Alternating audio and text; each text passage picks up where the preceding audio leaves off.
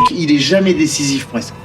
Ou en tout cas, il est toujours après les autres. Non mais flop, moi je mets Barcola parce que le mec ne fait strictement rien au PSG alors qu'il est promis normalement à avoir du temps de jeu dans un club qui normalement n'en donne pas autant que ça, qui a changé un peu sa politique en donnant plus de temps de jeu, en ne renouvelant pas son effectif, en laissant la possibilité au groupe de continuer de s'épanouir ensemble puisqu'il est censé être jeune.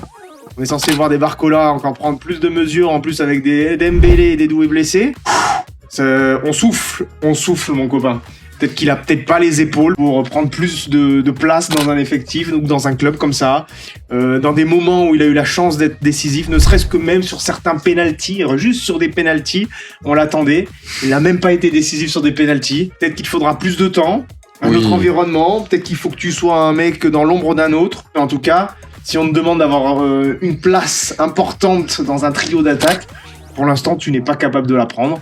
Puisqu'aujourd'hui, on se pose même la question si, c'est même pas on se la pose, c'est apparemment des Mayoulou, voire même des jeunes, Mbaye, peut-être pas jusque-là, mais en tout cas, on se pose la question si vraiment Barcola a sa place dans cette attaque. Frérot, tu joues au Paris Saint-Germain, tu joues en Ligue des Champions, t'es là, on s'en bat les à un moment donné de le voir faire un très bon contrôle, d'être rapide au bon moment. Il arrive à tout faire au bon moment, presque. Et quand on lui demande d'être décisif, mec, il est jamais décisif presque.